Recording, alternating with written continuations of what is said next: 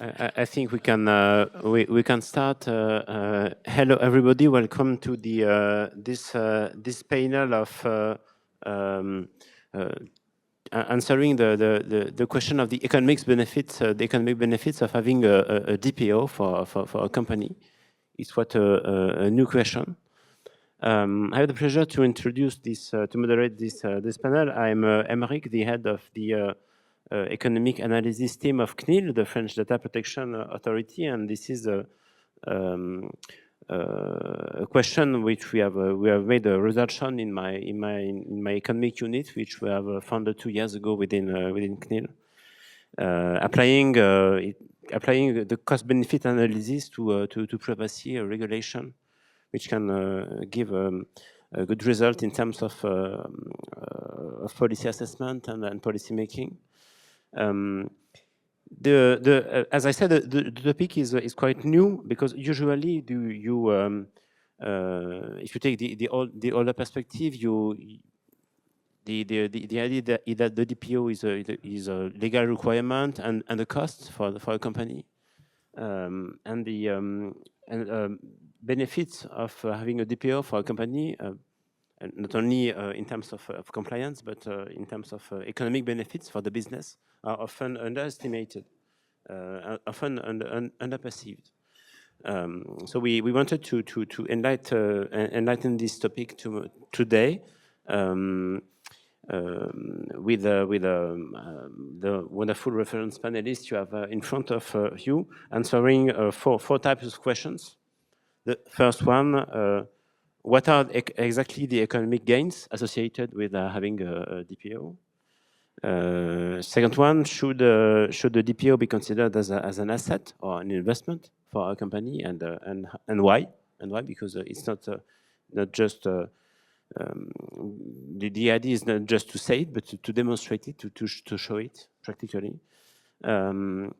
A third question, of course, is what kind of companies, what kind of controllers can benefit the most from those gains, and what is the typology of controllers we have? And the fourth one is how to reap these benefits in practice for a company. It's of course the practical question everybody wants the more insights on. So we are here to renew the perspective on the role of the DPO, and so if you accept this mission, we will go through this mission in the next hour. Let me introduce my co-panelists, starting with you, Nadia. Nadia Armaboldi, you have an economic background and a background in corporate law. You are vice president of the European Confederation of DPOs. And vice president of the Italian Association of DPO, the ASSO DPO. You are approved as a court expert and auditor, and for long years a specialist of this subject matter. Gerard, you are quite a mix between two profiles, entrepreneurship and research. I would say you are a PhD in cybersecurity from the Unity College London this year, and you have conducted research on economic effects of GDPR on firms, and you have a 35 years background in the information services industry. So you will be able to mix both perspectives on our panel. Thomas van Kamberg, you are a senior company lawyer and advisor for Agoria, the Belgian Federation of the Tech Sector, which probably most of you already know. And so you provide advice and expertise to your membership, which are often startups, as well as I understand. As well, you are expert in data protection, and you will be more the voice of the industry in our panel. And finally, Ricardo Catalan, you are senior inspector at the Dutch Data Protection Authority, the Autorité Persoonsgegevens. You are lead of the DPO team and the DPO action plan of the authority. and you are as well a former DPO of the Leiden University, and you're at the Autorité de Personnes Relevant. Your task, your main task is assisting DPOs in their work. So you will have the regulator's perspective on the subject matter. The panel will be divided in 2 rounds. The first one will deal with the economic gains of having a DPO, so that we can together discover what they are in a more granular manner, and how they are distributed across firms. And the second one on how to be better aware of those benefits and how to optimize those benefits in a given company. But for this, before giving you the floor, I will tell you what we have found in the last research we have conducted at CNIL on the subject matter. Because we have at CNIL we have made a survey with the French DPOs, like 3,500 French DPOs. And asking some questions, among other questions, the question of the economic benefits of a DPO. So how the DPOs themselves saw the economic benefits of their activity, and it was quite interesting. If you want to go through the results of our study, it's in the CPDP newspaper you have in your white bags. It's on one of the central pages. We have made a brief sum up of what we can learn from this statistical study, which is statistically significant in the French economy. We have learned that there were different types of benefits associated with the presence of DPO, like fine avoidance, also the benefits of improving the company's public image, the benefits in winning public tenders, the cybersecurity benefit, of course, avoiding data breaches, and of course the idea of streamlined data management. However, not all firms do perceive these benefits, and there are 2 main characteristics explaining why a company perceived those benefits. The first one is the size of the firm. It's often a big actor will tend to perceive more the benefits than a smaller one. And the second dimension is the attitude towards compliance. If there is a positive attitude, an active attitude, the company is more likely to valorize the benefits, and less if it's more the compliance is more considered as a constraint. It as well depends on the business model.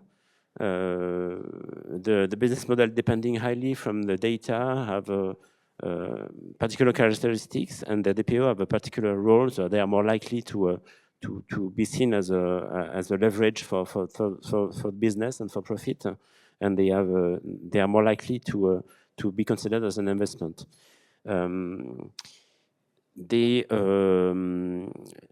And for the rest of the activities was as well we observe an important role for DPOs in aligning data protection in CSR internal policies in order to valorize the compliance in another field of law, which is corporate social responsibility. So in order to comment this, after having set this landscape, I will start with exploration of the economic gains and how they are distributed. I will start with you, Gerard, and asking you on the research you have done. You have observed general gains of GDPR compliance, not only costs, but you have as well observed the feedback from CEOs, from interviews. And what can you tell us about what you have learned in your research? I'm Eric. I love the way you pronounce my name. It is so much better than in English. So I'm Jared Buckley. I'm not here representing UCL because I just graduated with my PhD last week. So I'm here in my own right, just to be clear. And as you can tell, I'm not a youngster. And so before starting the PhD, I had spent a lot of time in business. And when I did a master's in information security to begin with in cryptography and malware, and then I started the PhD and I started looking at privacy at the intersection of technology, business strategy, and regulation.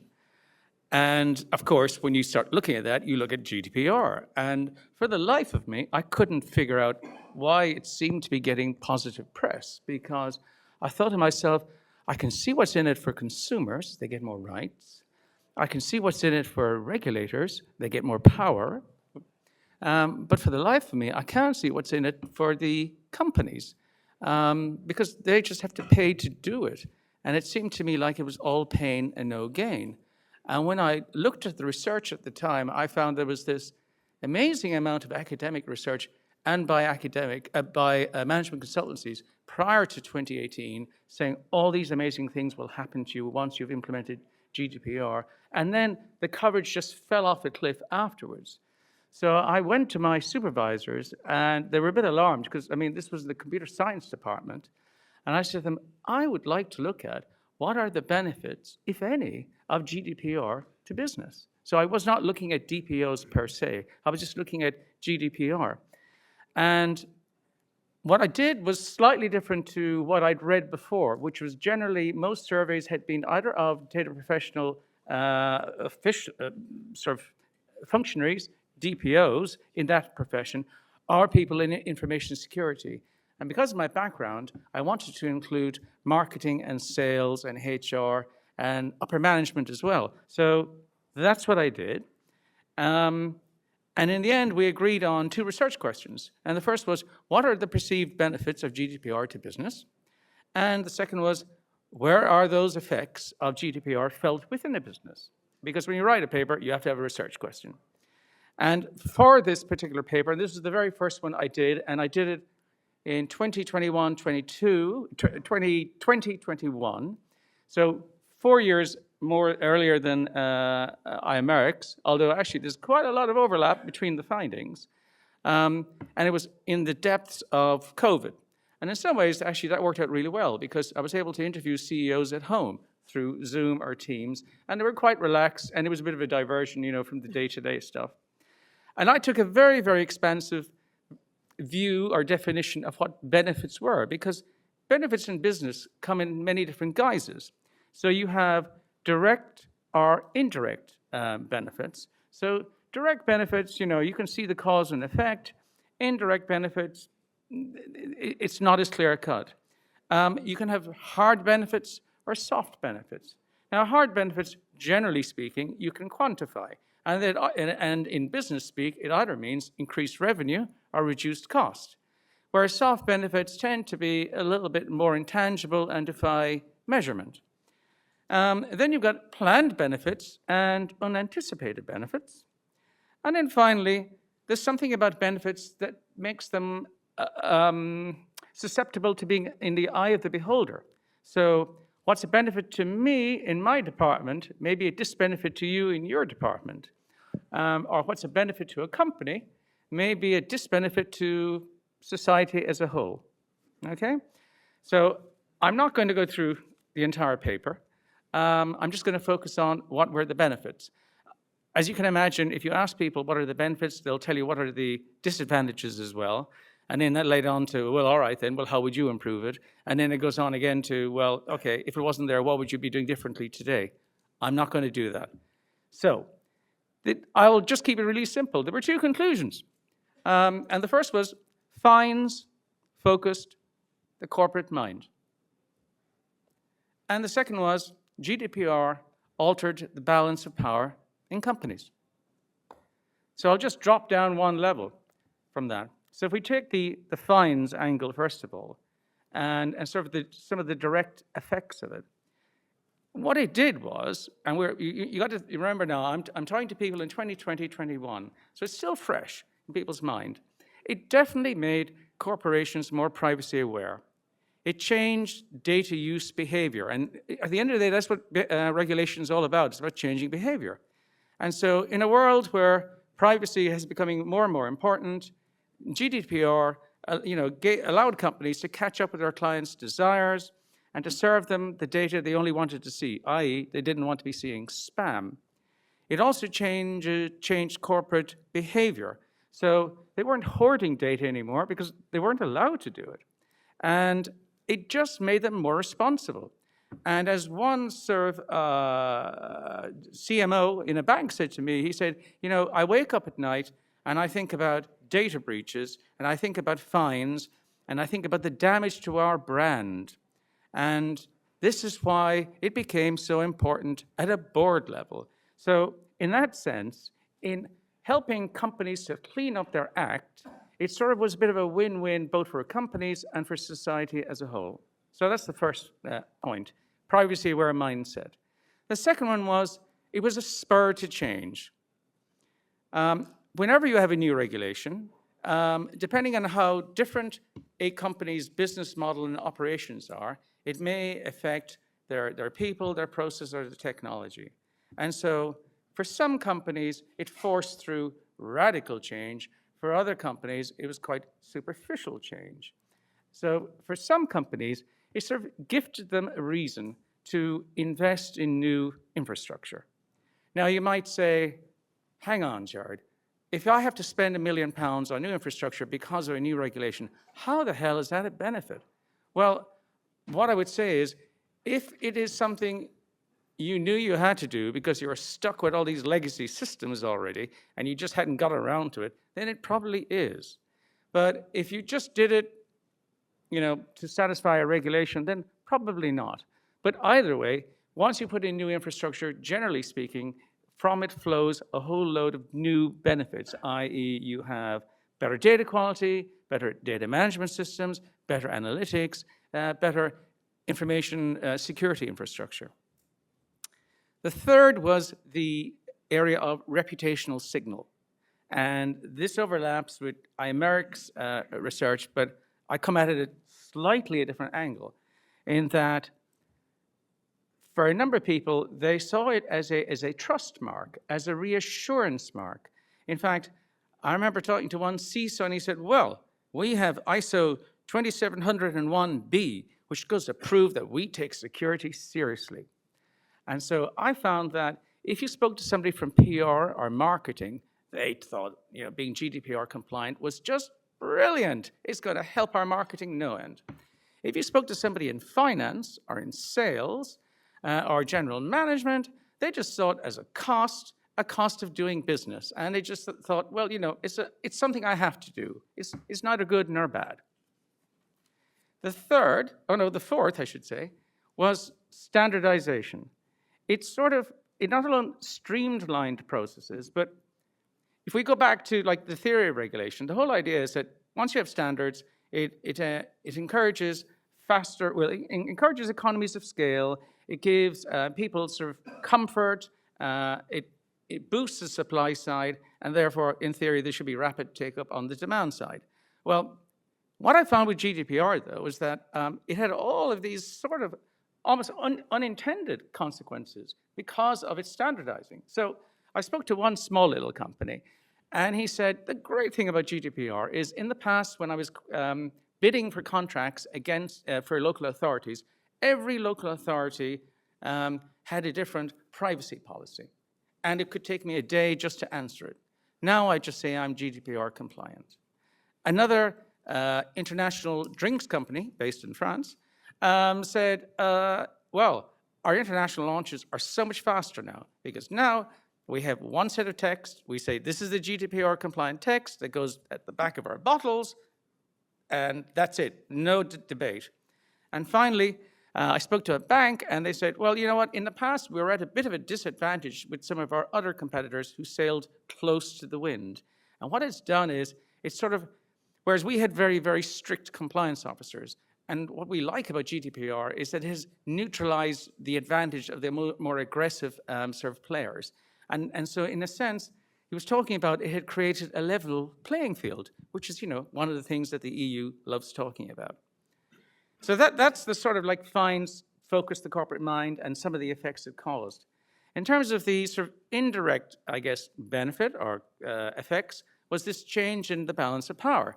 And well, if money is power, then who holds the budget and who gets a bigger budget is a good measure of that.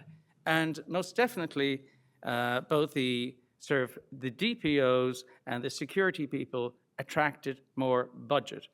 And so what you had was now a growth of these powerful GDPR advocates within a company.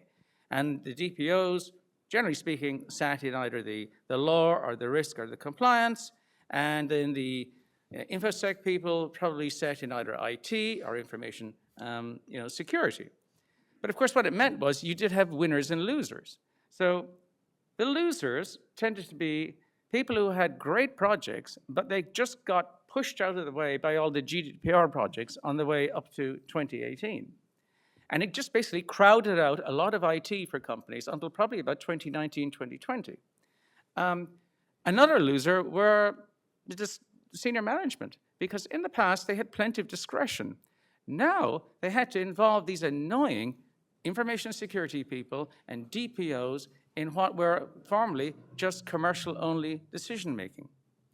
Other losers were, I think, the HR department. They now had disgruntled employees using DSARs to make mischief.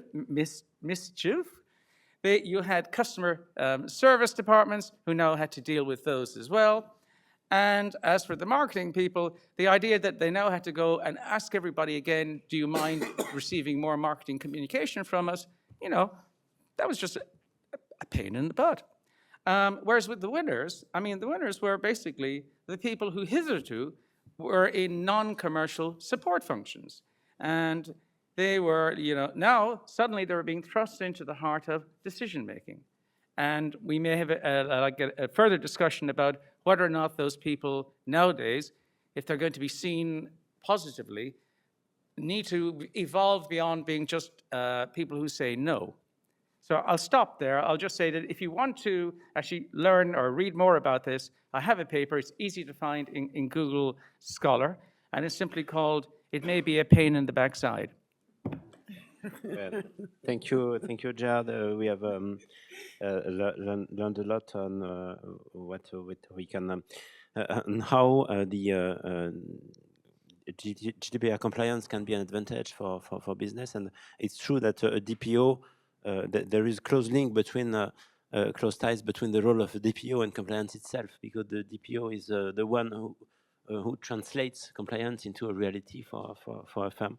So let me turn now to you, Nadia. On could you explain us how in Italy Italian professionals and DPO see their role and the implications, positive implications for the business, and as well on the research you conducted in your association, and on the point which echoes very much what we just said. Yeah, as I represent also CEPO, which is the Confederation of European Data Protection Organizations. So we organized a survey last year, a survey made by DPO for DPOs. What means that we meet all together among CEPO, and we decided to also to prepare those questions which were suggested by DPO, so by myself. And we analyzed. It was not a double of the DPB survey, but it was aimed, this survey, to understand the real life of the DPO, because everyone speaks about DPO, but only the DPOs have a clear idea of what doing our activity, daily activity means. And so we would like to make a survey in order to prepare also a paper, which was delivered, also shared with the CNIL. It was promoted, supported mainly by FCDP, which is the Friends Association. And we prepare the first stage more than 100 questions. Then the questionnaire was reduced to 60 questions. But we ask our DPOs, our members, it was open also to other members, not SEPO members, so to everybody who was acting in the DPO. How was their life? So if they were given enough resources, if they are supported, which is the dotted line within the organizational chart, if there's some kind of pressure to do activities which are in conflict of interest and so on, and also how they are, I mean, how they feel themselves, if they're under pressure, if they need psychological support, because when you are under pressure, most DPOs feel alone, are alone. If you have a company without compliance culture, you're alone. And so you can be the best DPO of the world, but the culture within a company is a key point. So if you have, if there is probably you remember Elizabeth Nenham, some years ago told that GDPR is a boardroom issue. GDPR is a boardroom issue and DPO is a boardroom issue. But sometimes DPO is not able to speak with the board. In that line, he has to report to the compliance officer, to the legal officer. And the legal officer, which is not aware, which is the full activity of a DPO. And sometimes legal officer does not understand why it's always so busy, why it's so hard to examine a project. And so you need, as DPO, work very hard to create such a culture within a company, find out a champion, I mean a colleague, a function with a company who can help you in reaching the goal to being perceived as an added value in a company. I think that the DPO is a new role, apart from Germany. But it's a new role within an organization chart. And so also the other function must be trained to understand which is your role. And I agree with the previous panel, the DPO is a business enabler. It is really a business enabler. The DPO must be able to speak, should be able to speak with other job functions, with the commercial function, which has a great role within the organization, with the commercial function. And it must be able also to give this function the possibility to speak. It can create meetings, it can suggest meetings in order to collect information and in order to create such a culture and to reach also the board level if he has some difficulties. So which are the gains of a DPO? The previous panel told about this issue. Overseas risk assessment. Yes, overseas risk assessment. Mitigate privacy risk early. Is able to mitigate this privacy risk early. Can prevent data breaches? Yeah, can prevent data breaches, can collaborate and create also meetings in order to check with the CISO, with the other function, which are the security measures in order to prevent data breaches. Train people in order to prevent data breaches.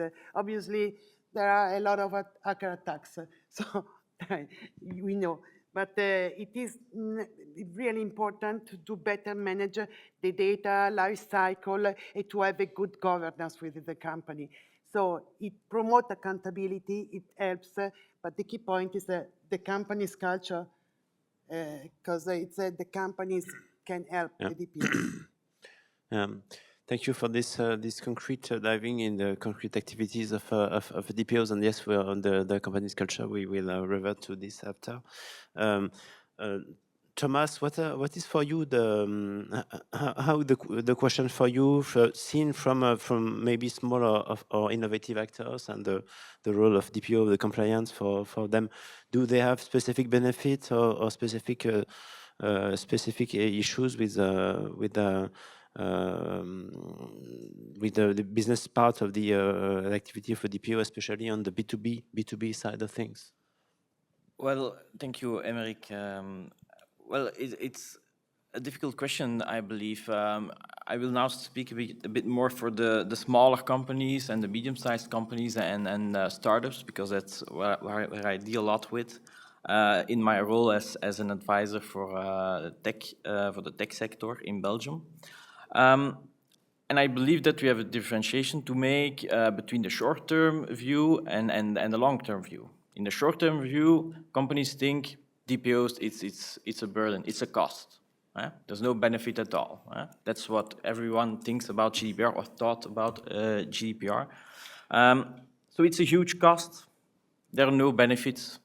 And companies, for most companies and startups who are with their core activities in the processing of personal data, or creating applications, platforms, etc., it's really difficult to think about the necessity of a DPO and making that cost, because they need their money to invest in their products, to find clients. So it's a really difficult exercise to create awareness that a DPO can help your company in the long term. And then there's a second problem. Okay, maybe you are convinced now a DPO is required, but then we have to choose who will be our DPO. We don't have the money for a full-time DPO. Do we have to have one internally? But then, if you're busy with complicated data processing activities, with a lot of personal data, well, maybe a DPO who has not focused on the job, maybe that's not a good choice. So you have to go externally, but then, as the previous panel said, if you go externally, it's maybe someone who doesn't know the complexity of your product. So you need to choose a good DPO who will help your company for the future, on the long term. And that DPO always also needs sufficient time and resources to do his job as a DPO. And for most also, a DPO also needs to play an important role. Yes, he has to have a direct line with the highest management, which is also quite difficult in smaller companies. If you're an internal DPO, because in smaller companies, you will always have some kind of conflict of interest. So maybe an external DPO could be the best option, but then he really has to be part of that governance structure within your company to provide sufficient and true advice to your business as well. So I believe a DPO can play an important role, and for sure in this constantly evolving technology, applications, platforms, and also this constantly evolving regulatory framework, which is also very difficult for DPOs. So that's also a question I have.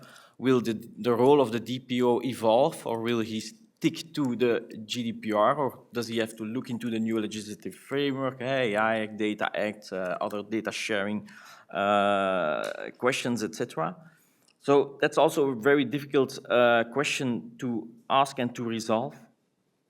But of course, a good DPO is important, brings also a lot of important expertise and experience, because taking into account those new legislative framework and data legislation, they have experience with risk assessments, they know about ethics, they know about human rights, they know about data flows. So I believe that their role will be increasingly important. Also, towards clients, the presence of a DPO, knowing as a client that there is a DPO, that there is some compliance, that there is a GDPR maturity, that there is risk mitigation, it creates also a lot of trust with your clients. Trust to, if we look into it a bit further, trust in your whole society, which gives more access. Access to what? Access to clients, but also access to investors. And that's very important for startups.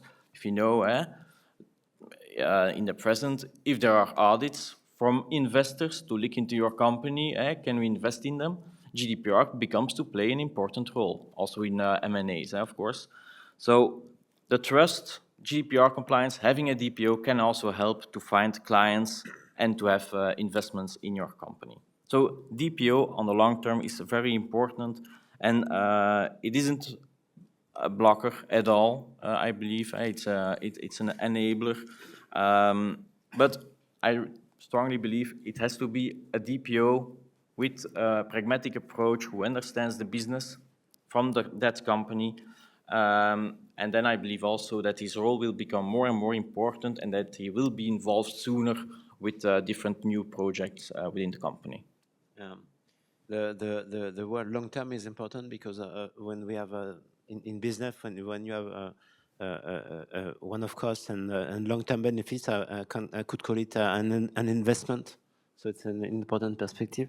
Let me finish with you this round with you, Ricardo, on the role of the DPA, simply. Data Protection Authority to foster these benefits and make known this important role of the DPO. Yeah, sure. Well, obviously the first thing that comes to mind is avoiding a fine, but I still would like to address a little elephant in the room. We all speak here about the benefits of a DPO, but we must make a distinction, though.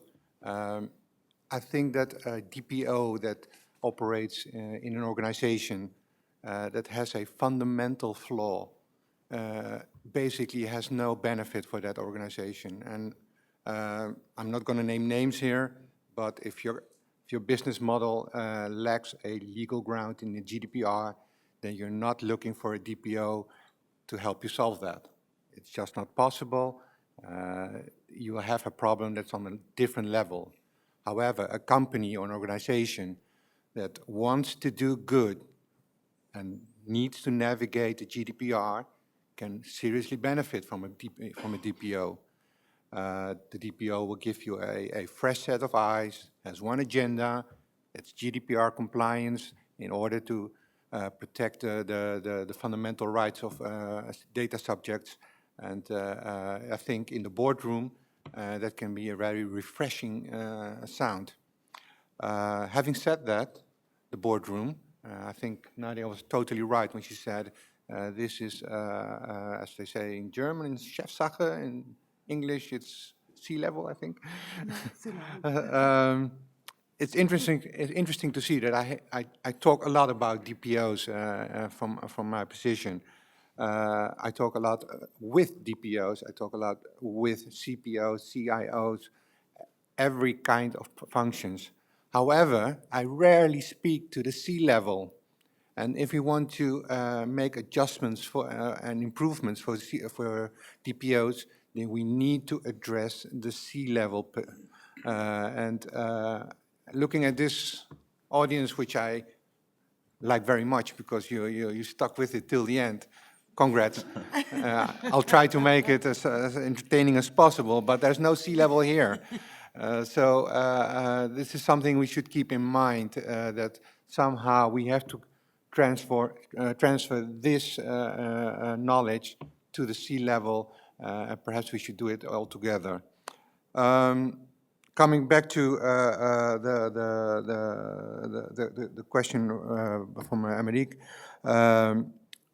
we think that it's important at the DPA to have quality DPOs.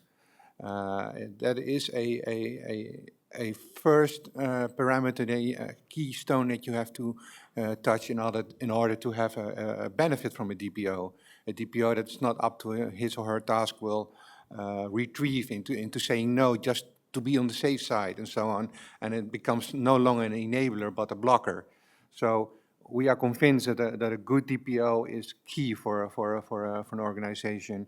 Having said that, we also see many DPOs not being paid the salaries that other board member or board advisors receive. A CISO, for instance, still always paid better than a DPO. However, they both advise at the same level. So it's something we as a DPA cannot change. It's just an observation that we see, and I think it's an important one. A thing that we hear a lot, and it was also mentioned by Jared, was the matter of the cost of doing business. They say, well, it's just the cost of doing business. But what we don't see is that that it is treated the same way a different internal supervisor is treated. For instance, nobody complains about the Big Four invoice that they receive after auditing the annual report of a company. Nobody complains about that. Yeah. However, every euro from a DPO invoices has to be accounted for. So there is a substantial difference between one internal supervisor and the other. And I'd like to see the DPO grow to the level of an external auditor or any kind of internal supervisor to be at that same level of acceptance and allowing people to have a independent view and an annual report of your company from a data protection hygiene point of view. Well, to close things up, now, I think Jerry owes me a minute, but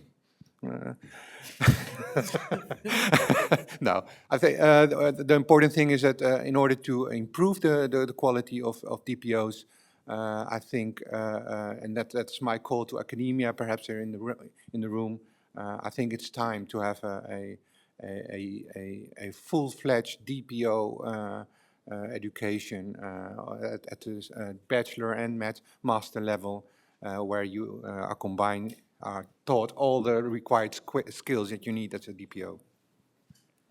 All right. So with this, Ricardo, we are now entering in the second round of our discussion, which is how to be better aware of these benefits and how to optimize them. And there is a potential. There is a potential.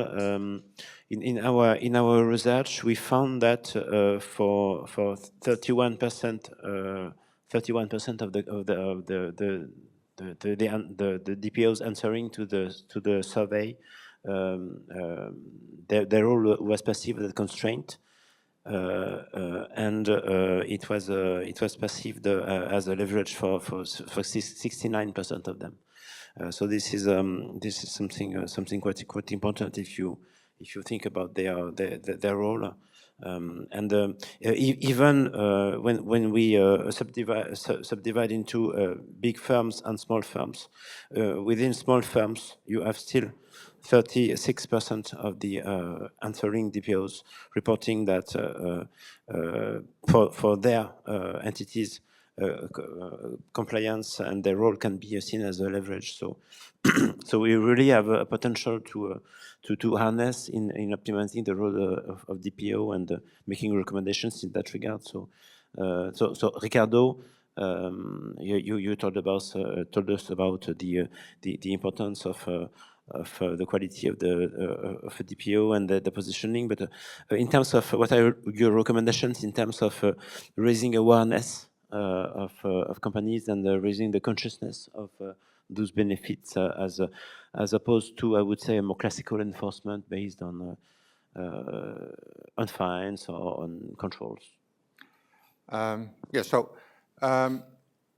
I like to believe that most companies want to do good, and also most public sector organizations want as well. Truth is that when I speak to an organization about the DPO, I obviously speak only to highest management, whether you're a mayor, CEO, the rest is not relevant because we're talking about an advisor to the C-level, the highest management. So there's no point in speaking to lower management. And when I speak to the highest management, I rarely get a different answer than when I ask them the question, how often do you speak to your DPO? They are usually they usually answer with numbers like 1, 2, 3 times a year. One time a mayor said to me, I never speak to my DPO.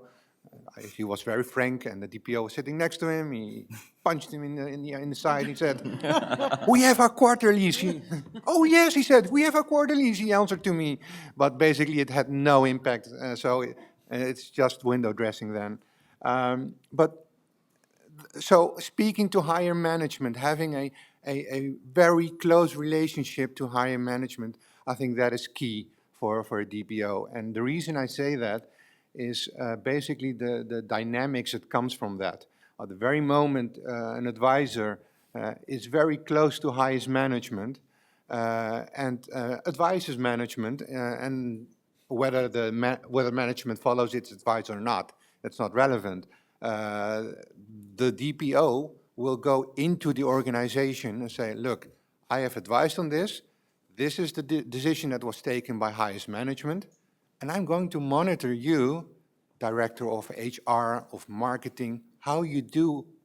And I will report on your performance to highest management. This is exactly the way a financial auditor would operate. He would go to highest management and say, look, your expenses in that and that department are really off the chart. That one's doing really well, by the way. And then I'll tell you next year how they're doing, or next quarterly, whatever. So that's exactly the way a DPO should operate. Advise at the highest management level and subsequently monitor downstream. And one of the problems that we see there is that a DPO, especially in a large organization, is confronted with a lot of work. I mean, in order to monitor a huge organization, then all of a sudden the one-man show DPO becomes ridiculous. How can you, I once asked an executive, how big is your organization? And he gave me all the milestones, 20,000 employees, 13 jurisdictions, millions of clients, and how many hours do you have for your DPO? The answer was 10 per week. So that basically demonstrates a serious lack of resources, and we see the willing organizations moving away from the one-man DPO show to a full-fledged DPO office with a DPO as the head of the department. The department has perhaps a legal advisor, an auditor, etc., and they write reports, and those reports are discussed with by the DPO with highest management. So resources and positioning. I retain the importance of figures and facts in this kind of work we want to do. Now to you, Thomas, as regards, could you develop a bit more on how to reap these benefits?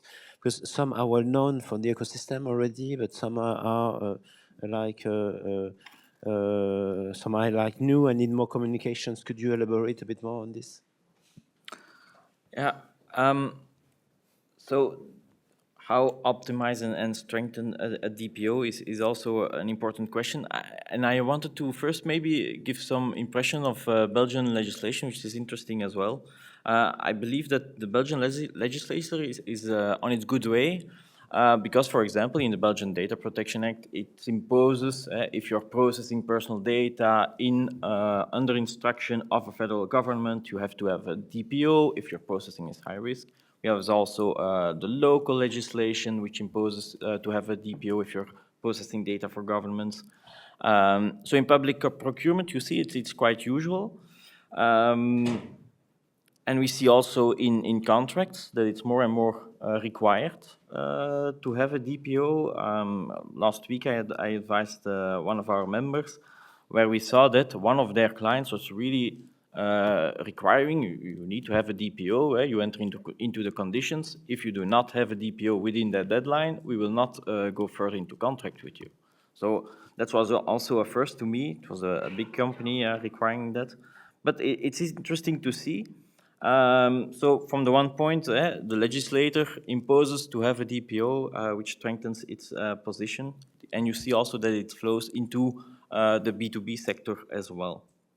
And then there was also, we have the decisions of the data protection authorities. We will strengthen the position of a DPO.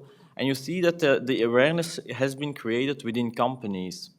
And recently, it's not only the DPAs who have some interesting decisions on the position and the necessity of a DPO. But for example, in the Brussels Labor Court, they had an interesting decision. And because it was a hospital who dismissed the DPO because they were not very happy with his work. He was too theoretical, too strict. So what did the DPO do? He said, I'm not agreeing with signing a paper for an indemnity. No, I'm going for the full protection indemnity. And he asked it with the labor court. And then the labor court said, and that was also very interesting, and it's very good for awareness creation, I believe, towards companies. They said, you have to show as a data controller processor who requires a DPO, you have to show that he is not dismissed for doing his job. So this accountability, you have to demonstrate, you have to document also that it's not for this reason, for his DPO job, that he's being dismissed. So that DPO won the case and he received a protection indemnity for 3 additional months. And even the courts made some opening and they said, actually, we can only give 3 months because you didn't ask for more.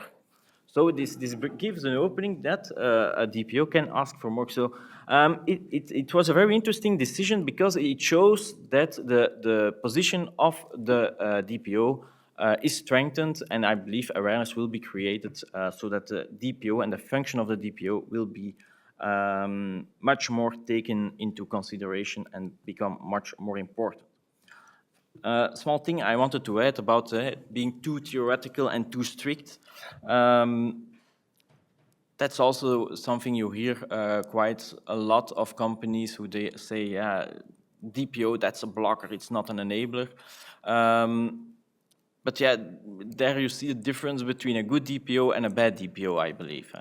The bad DPO says, no, it's not GDPR compliance because it's the easy solution.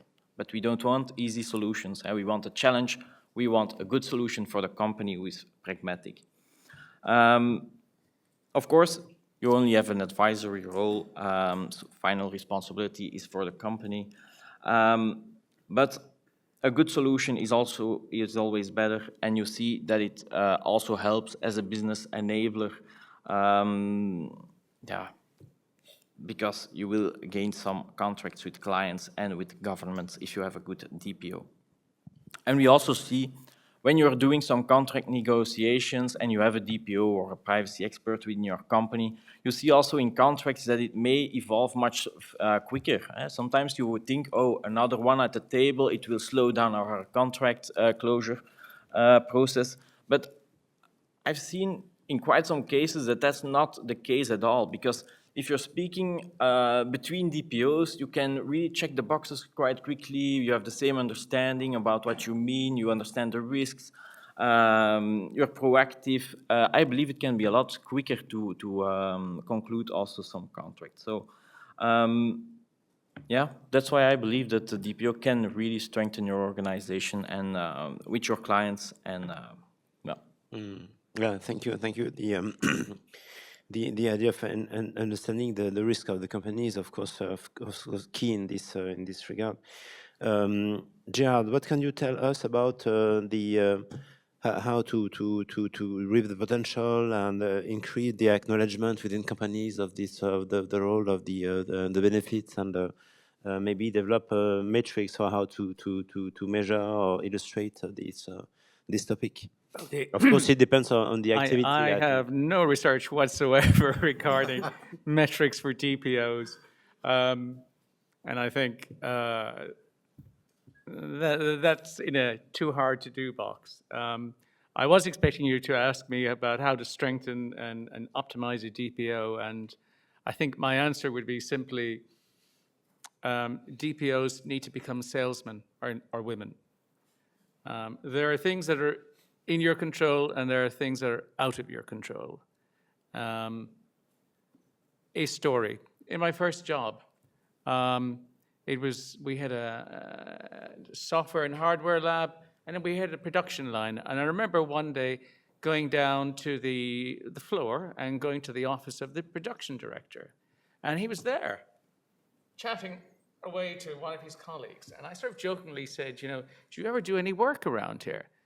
And he said, look, Jared, if you saw me running around the production floor, hands flapping and shouting at people, you would know there would be a problem. And I hadn't done my job right. But when I'm like this means everything is under control. And that's the proof that I am doing my job. So I would say that, the same thing in a way applies to DPO. It's a rather negative way, in a sense, of looking at it. But I think that because of the nature of the role, you've just got to market yourself. And you've got to think about who are your stakeholders and what are the things that you have that are within your control. So if you do get access to the board, and I mean, that is one of the things that are not necessarily in your control. It's all very well complaining that, you don't have the ear of the CEO. But then again, now I talk to people in information security. They don't either. And yes, you may have somebody called the Chief Information Security Officer. But generally speaking, they report to the Chief Information Officer or the Chief Operating Officer or the Chief Financial Officer. So you've got to use your opportunities when you can. And then how do you prove your worth? Well, it's either that there are no fines or there are reduced fines or there are less breaches than there were before. You can definitely help yourself by commissioning benchmarks and audits and being able to compare yourself to other companies. But if you think of the stakeholders that you're dealing with internally, then with your colleagues, as I was hinting at earlier on, I think it would help DPOs to be viewed as somebody that you get in at the very start of a project who embed privacy by design, and they're there to enable and empower and advise people, as opposed to telling them what they can't do. Tell them what they can do, or have you considered trying something else? And similarly, I guess, like on the customer-facing side of things, being able to point at metrics that show that you're able to quickly turn around subject access requests.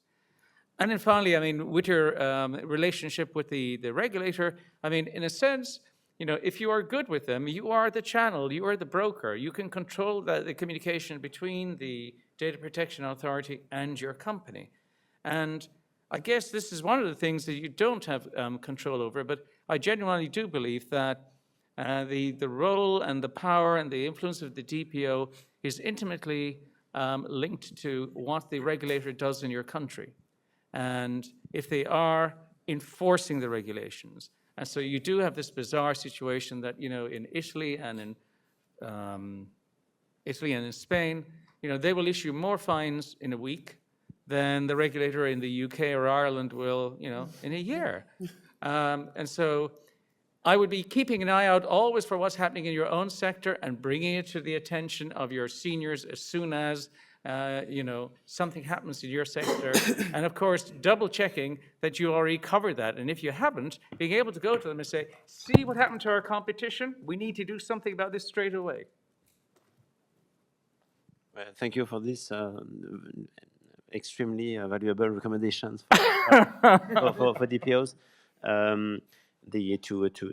To move the activities towards the benefits. I will finish with you, Nadia, on the how do you see things from the DPO point of view on the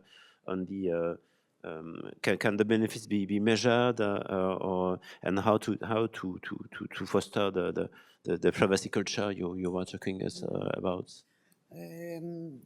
I think that, yeah, you can measure, you can try to measure the benefit. It's on the DPO to promote their role within the company. It's on the DPO.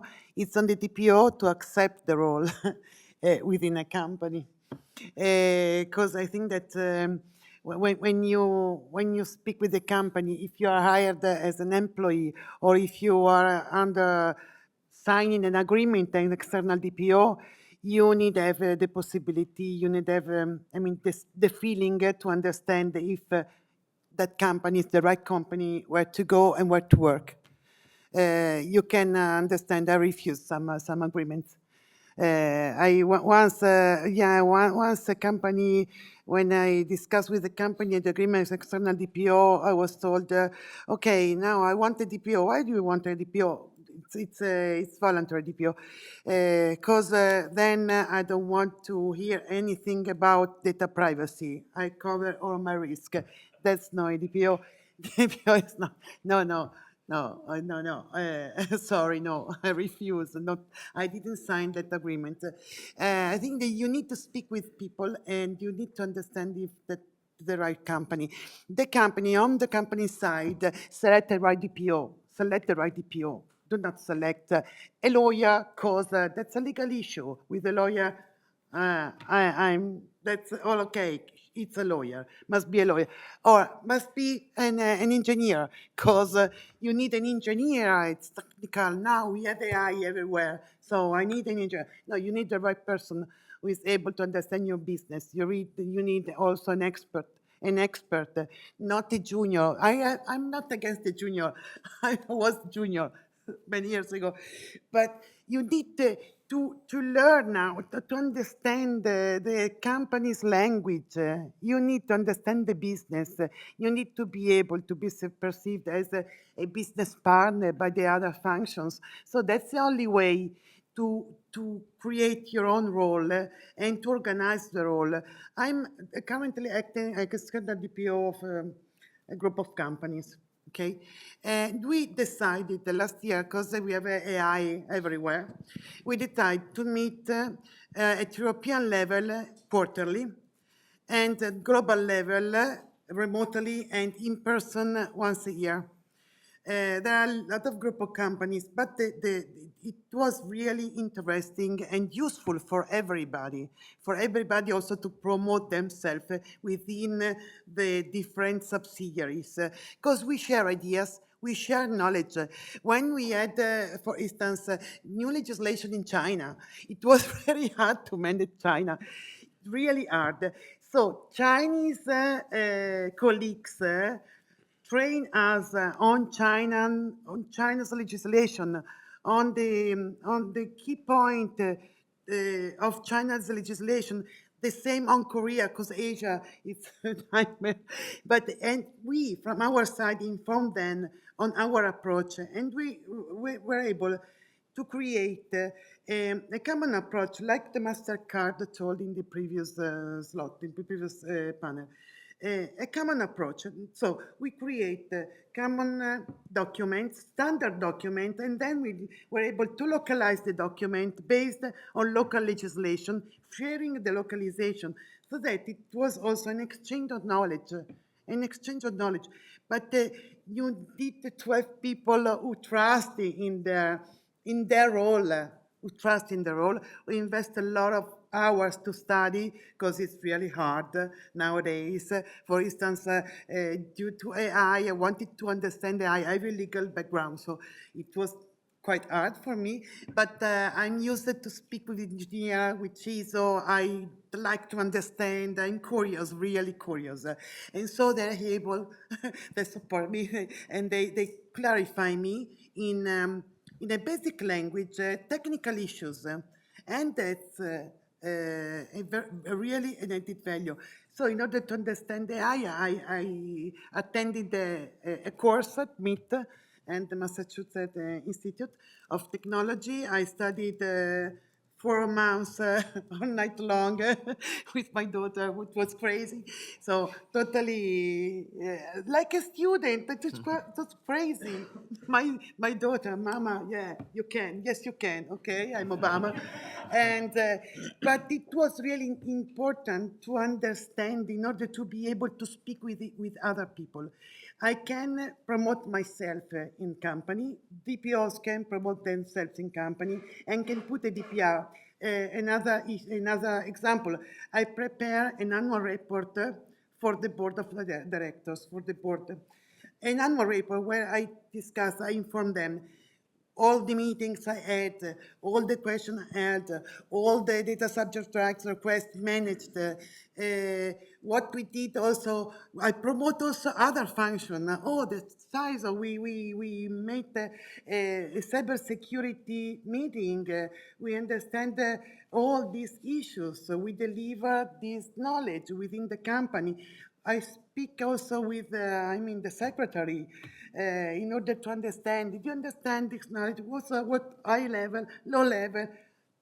Everything is clear, and giving all this information also on the activities performed and carried out by other functions. I promote other functions, they promote me. So we work all together to create a great governance and to also inform the board about also the cost. Our cost is an investment. So the DPO must be perceived not as a cost. Not that I need to have a DPO. No, I invest in a DPO which can help me to create a better governance. That's the message. But you need to market yourself. I think that you need to market yourself. Otherwise, you still remain alone and really hard. But the DPA must help. And they have a role of that. So I heard the word governance, and this is something I wanted to add as a recommendation from the regulator side. That we certainly, in order to reap the benefits, we certainly have to complement the role of DPOs with the new missions arising from the new EU digital rule book, especially the AA Act, because those are new territories to explore for DPOs, and the right things you have put in practice for data governance, you can as well have them for AI governance and factorize both in the same process or in parent process. There is a lot of benefits to reap as well when it comes to Data Act implementation or AI Act implementation or other text, not only GDPR. So this is as well a recommendation. But let me finish with some wrap up of our discussion, and I will ask before going to questions each of the panelists if they could sum up their message to DPOs, to the ecosystem as regards the role of DPOs and the recommendations, operational recommendation, the economic benefits of DPO in 2-3 words, in a few words. For me, I would say the message would be quantify things. Try to find metrics, try to enter dialogue with other business lines on figures, on facts, and quantify in order to sell these benefits, quantify them. Ricardo. 3 words, okay? Management, resources, skills, in that order. Because you have nothing, you can do nothing with your skills if you don't have the resources. If you don't have the resources, and if you don't have access to highest management, the latter two will not have any effect. Nadia. Data governance, return on investment. If you use the acronym, there are 3 words. Not fair. Or 2.5. And for you, Thomas. Well, in order to strengthen your positions, keep up with all the new data legislation to understand the impact on GDPR and communicate with management to see how your role evolves and how you can have more impact. And ending with you, In Jar. 3 words. Try. I see GDPR. That's 3. GDPR is like a fitness trainer, a personal fitness trainer. They get you to do the things, they make you to do the things you know you should do, you know are good for you, and you wouldn't do otherwise. Thank you all. Are there any questions in the room?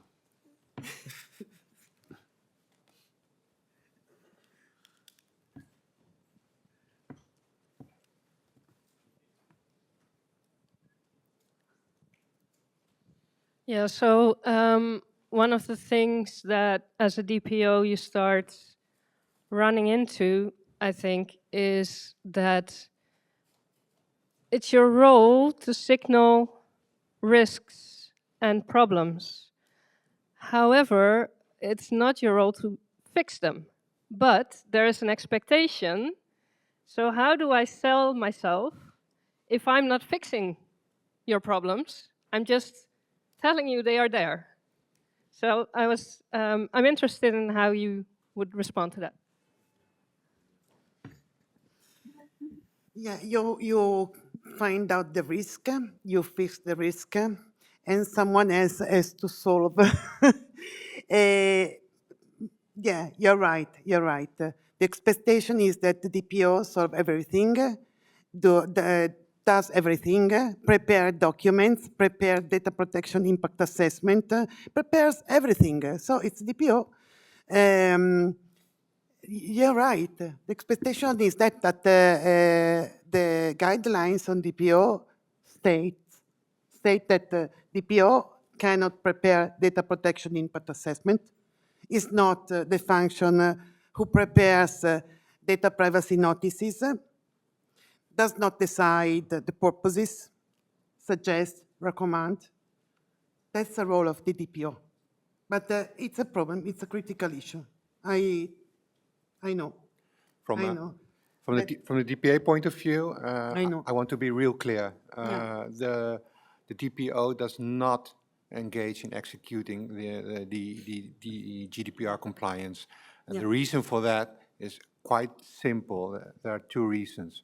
First, the very moment you have to review GDPR compliance and you're looking at your own work, you're basically going to you're going to report to the highest management saying, I, the privacy officer, did really well according to myself, the DPO, which is basically ridiculous.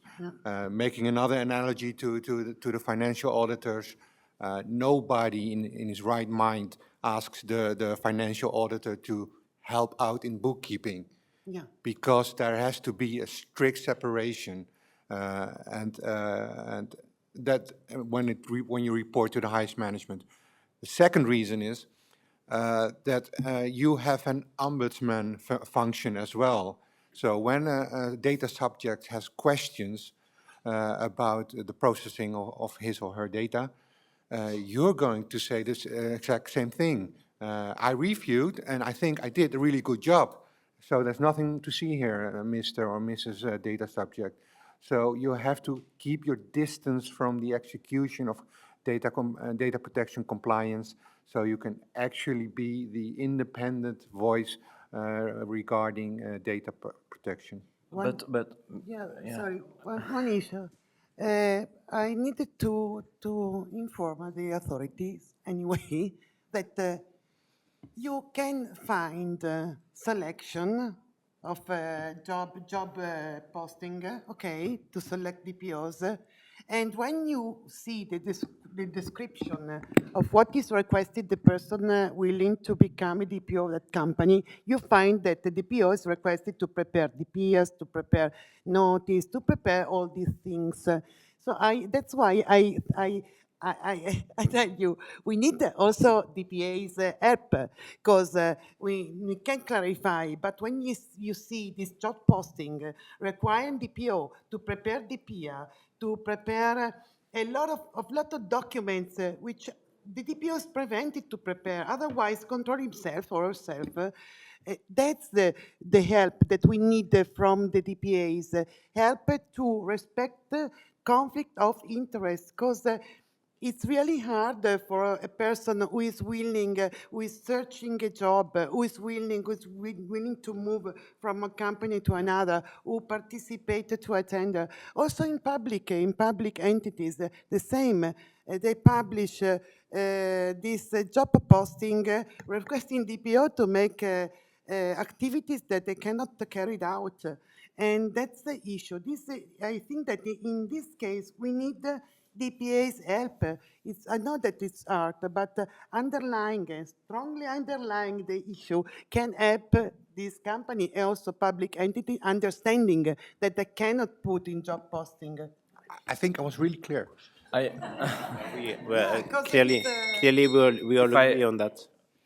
sorry, Tom. yeah, I also have Within some. the last 3 minutes, yes, maybe we can have other questions and other answers then. Yeah, maybe a small remark also, because I'm also worried when I hear that you presume as a DPA that if we talk about smaller companies, you presume that you have already a legal team, or that you have other people with knowledge about GDPR and GDPR compliance, because the DPO only has to review that and plays advisory role. I find it really difficult to see that, how that works in practice, because yeah, it is not the case in reality. Smaller companies, how do they don't have the resources to have and the legal and a legal who has GDPR experience? Not easy as well. Don't ask a legal to complete a DPA. Yeah. All right, here we go. Hi, I'm Laurencio. I'm running a one-man show DPO for an IT consulting company. To your point to the SMEs, and exactly the very recent proposal of the European Commission, which, in my view, will probably lead to weakening the DPO as a role in Europe by removing the obligation to have a ROPA if you have less than 750 employees, with the exception of high risk. I'd like to get your views on that. Do you see it as something, let's call it dangerous for the DPO? Given that the ROPA, let's face it, is the backbone of the compliance program. Okay, so the official DPA answer would be we just supervise the rules, we don't make them. But I do have my doubts, yeah. And you have your personal views. My personal views, I'll share them downstairs with the drinks. Yeah. No, but yeah, I'm not sure that reducing the ROPA basically has the effect on innovation that they hope it will have. I have my doubts. Yeah. Could I I think just it's check, more are you referring to the proposal to somehow lighten the load on SMEs? Yeah. Yeah, so I think it's interesting, because if you raise the threshold to 500 employees, for example, I could foresee companies gaming that. So if you're a large company, you just split your company. And similarly, why should customers of smaller companies expect a lower quality data protection than customers of a larger company? That said, it's undeniable that GDPR is harder for SMEs. And I think it's inevitable that there has to be a lighter regime for SMEs, in my opinion. Do we have other third question? And the fourth one? Yeah, there in the room there, I think. She has a question. Yeah. I have a question. There is some legal scholarship that is intertwining DPOs with corporate social responsibility and ESGs. What is your opinion on that? And I have one more question. It's kind of related to the earlier question, where tying the DPO role to the economic well-being of a company seems a little bit skeptical, in the sense that the DPO now has to ensure that a company does well, and that can probably influence its independence in its independence. So I'm wondering your opinion on that as well. I can answer those. And on the second one, I think it's a reality. It's already a reality that the DPOs have this role too. They are in the company, and as well they are brokers of compliance brokers. So they already have this double role and double approach. It's already their business to do this. On the first one, yes, we believe there is a virtue to make a GDPR compliance and privacy part of a CSR approach. It's not it's not written down as such in the CSRD, but it's written in some of the implementing acts. And in any case, there is a virtue for a company to which have already done investments and are already compliant to valorize this in their CSR documents and their CSR approach. So it doesn't cost anything. We are talking about cost, and it has benefits. We have a last question. Yes, thank you. I'm Ioannis Vrachostakis. I'm also running a one-man show in the compliance, legal, and official DPO, pretty much everything in SME scale-up. And thank you very much all for the panel, for your panel. It was very interesting. I think very helpful for everyone. Initially, my question would be, what is your general message? But you already answered that. But I think from a more practical perspective, what would be the first steps that the DPO or the unofficial DPO should do in such an organization to start implementing something? Because the general message, I think, is clear. But where do you start from, apart from the ROPA, of course? You register with the DPA first.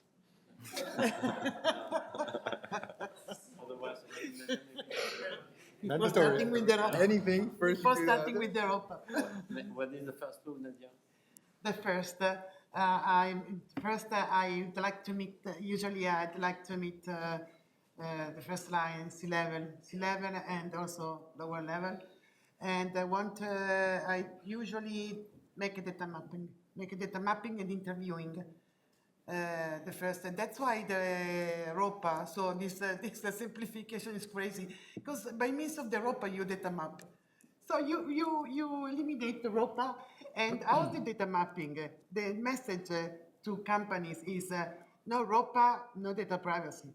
That's a real message. So there's a high risk that also this company willing to invest or put a budget on data privacy compliance, move the budget to AI.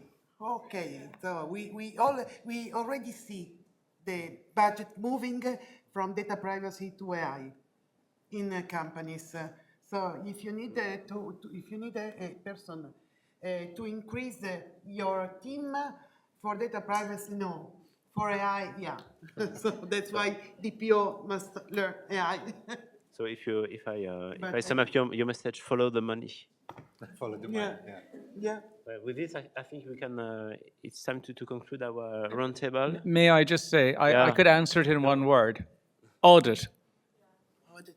Yeah. Do an audit. Gives you a great excuse to meet everybody, and you've got a baseline. Yeah. Data mapping and Make friends. keep on. Yeah, makes sense. Thank you.